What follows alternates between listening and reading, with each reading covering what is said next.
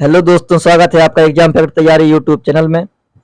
यह मुगल साम्राज्य का पार्ट 2 है और पार्ट 2 का पहला प्रश्न है हमारा, पानीपत का द्वितीय युद्ध किन के बीच लड़ा गया था? तो इसका राइट आंसर है ऑप्शन नंबर बी, अकबर और हेमू के बीच।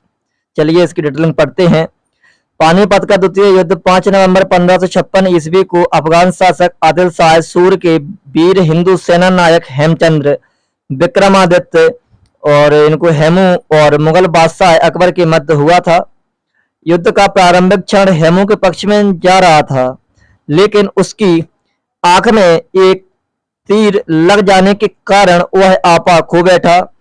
अकबर के संरक्षक बैरम खान ने हेमू को गिरफ्तार करके मरवा दिया तथा पानीपत का द्वितीय युद्ध जीत लिया। इस प्रकार से इन्होंने युद्ध को जीता था और हेमू की हार हुई थी।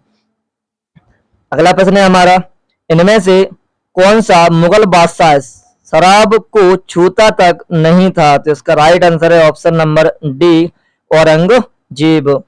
औरंगजेब का जन्म 3 नवंबर 1618 को उज्जैन के निकट दोहद नामक स्थान में हुआ। इसके पिता शाहजहां तथा माता मुमताज महल थीं।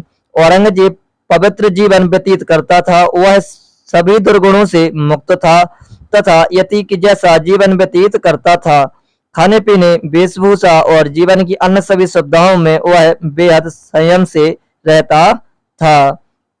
अगला प्रश्न है हमारा, किस मुगल बादशाह ने इलाहाबाद को अपनी राजधानी बनाया? तो इसका आंसर और एक्स्ट्रा फैक्ट की डिटेलिंग इस साइड है। चलिए जी देखते हैं। जी रहा ऑप्शन नंबर ए उसका सही है। और मुगल बादशाह अकबर के पूर्व इलाहाबाद कड़ा मानिकपुर प्रांत का एक हिस्सा था।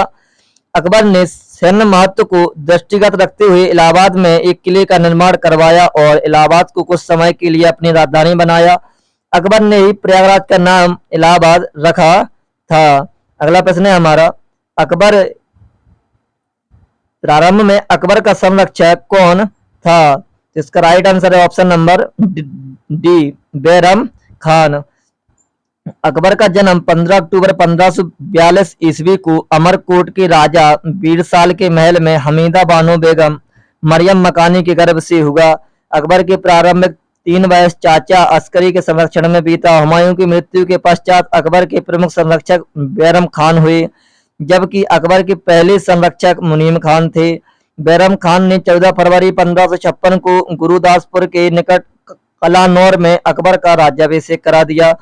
सम्राट बनने के पश्चात अकबर ने अपने संरक्षक बैरम खान को वकील यानी वजीर पद पर नियुक्त कर खान ए खाना की उपाधि प्रदान की। बैरम खान फारस के शिया संप्रदाय से संबंधित थे। अगला प्रश्न है हमारा, हुमायूं की दुर्घटना की आकस्मिक मृत्यु के उपरांत उनके बेटे अकबर को कहां मुगल सिंहासन पर बैठाया गया? इसका राइट आंसर है ऑप्शन नंबर सी, कलानौर में। जनवरी 1956 ईस्वी में दीनपराय भवन में स्थित पुस्तकालय की सीढ़ियों से गिरकर हुमायूं की मृत्यु का समाचार सुनने के बाद बैरम खान ने अकबर को 14 वर्ष की उम्र में 14 फरवरी 1556 ईस्वी को कालानौर पंजाब में अकबर का राज तिलक कर बादशाह घोषित कर दिया था। ज्ञातव्य है कि बैरम खान अकबर के संरक्षक थे। अगला प्रश्न है हमारा, निम्नलिखित किन सम्राटों के शासन काल में भारत का पहला मुद्रा रुपया मुद्रित हुआ? तो इसका राइट आंसर है option number C, Sher Shah Suri.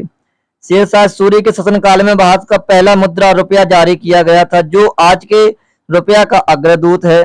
चांदी का रुपया 180 ग्रेन तथा तांबे का दाम 380 ग्रेन तथा ग्रैंड ट्रंक रोड का निर्माण भी शेरशाह सूरी के शासनकाल में किया गया था।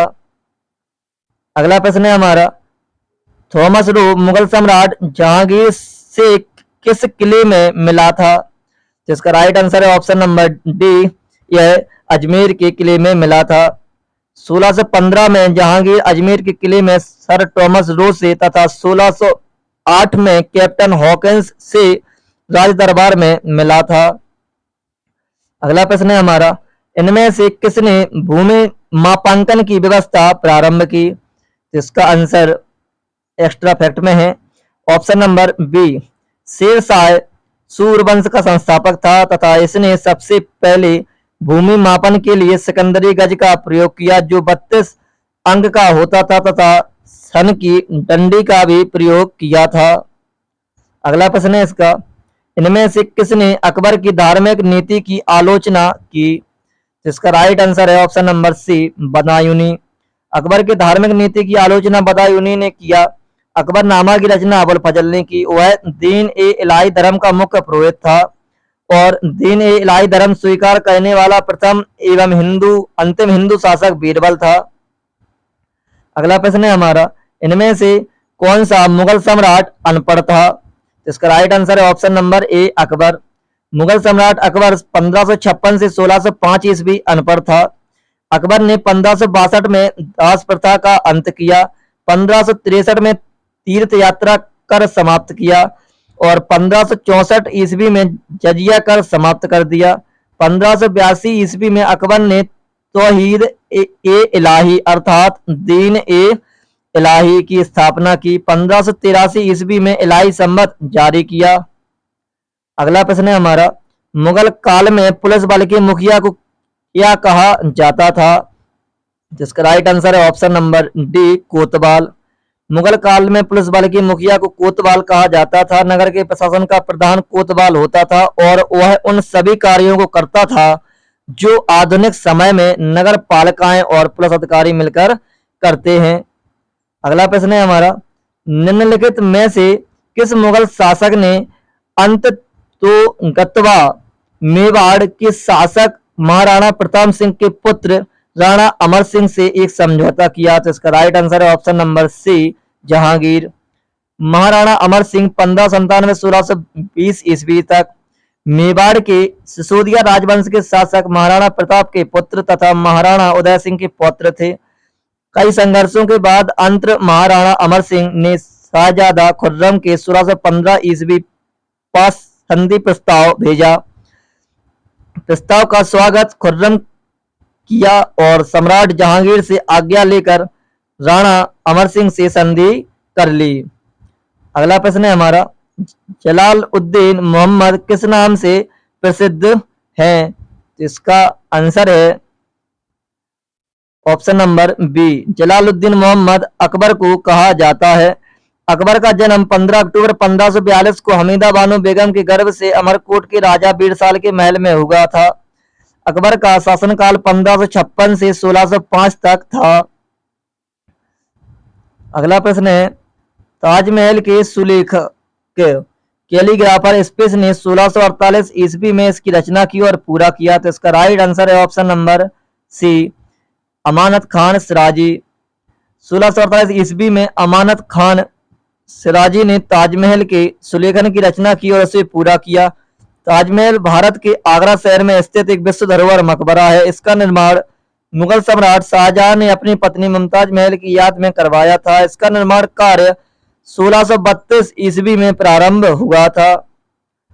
अगला प्रश्न है, अकबर द्वारा बनवाया गया प्रसिद्ध ऐतिहासिक स्मारक बुलंद दरवाजा उत्तर प्रदेश के स्पेस जिले में स्थित है। तो इसका राइट आंसर है ऑप्शन नंबर सी, आगरा में। अकबर द्वारा बनवाया गया प्रसिद्ध ऐतिहासिक स्मारक बुलंद दरवाजा उत्तर प्रदेश के आगरा जिले के फतेहपुर सीकरी में स्थित है। इस प्रसिद्ध स्मारक का निर्माण 1601 ईस्वी में अकबर ने अपनी असीरगढ़ दक्षिण विजय की स्मृति में करवाया था। यह हिंदू और फारसी स्थापत्य कला का अद्भुत उदाहरण होने के साथ साथ विश्व का सबसे बड़ा प्रवेश द्वार भी है।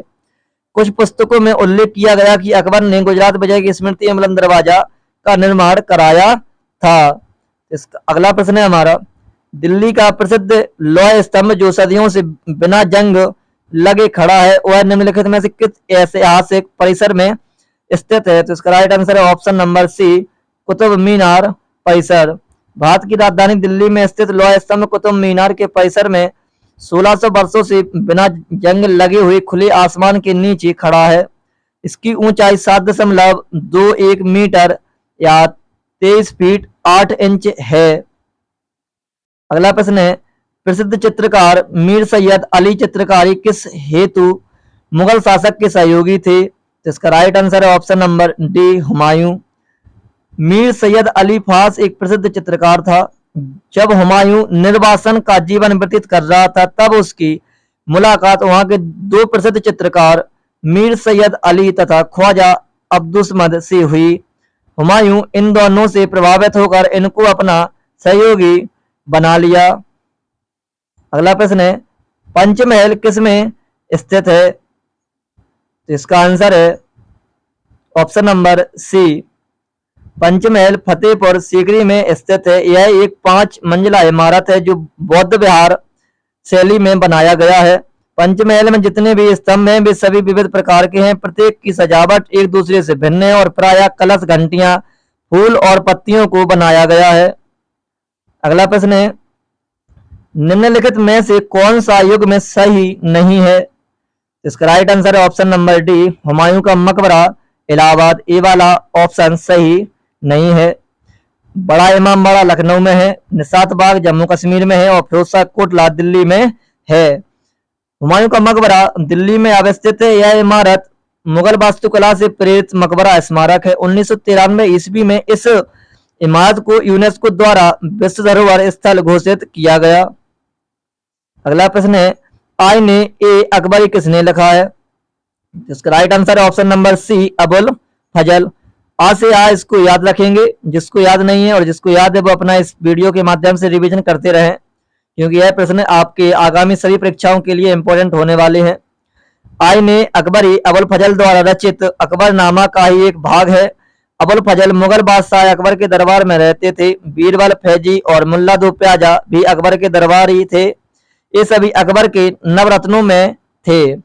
अगला प्रश्न है, निम्नलिखित में से कौन सा सुमेलित नहीं है? तो इसका राइट आंसर है ऑप्शन नंबर सी, हुमायूंनामा हुमायूं ने लिखी है।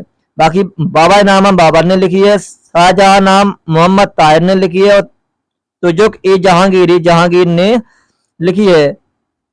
सुमेलित है बाबा नामा बाबर, शाहजहां नामा मोहम्मद ताहिर इनायत खान, हुमायूं नामा गुलबदन बेगम ने लिखी है और तुजुक ए जहांगीरी जहांगीर ने स्वयं लिखी है। अगला प्रश्न है, अकबर ने अपने दरबारी संगीतज्ञ के रूप में किसे नियुक्त किया है? तो इसका राइट आंसर है ऑप्शन नंबर बी, मियां तानसेन को।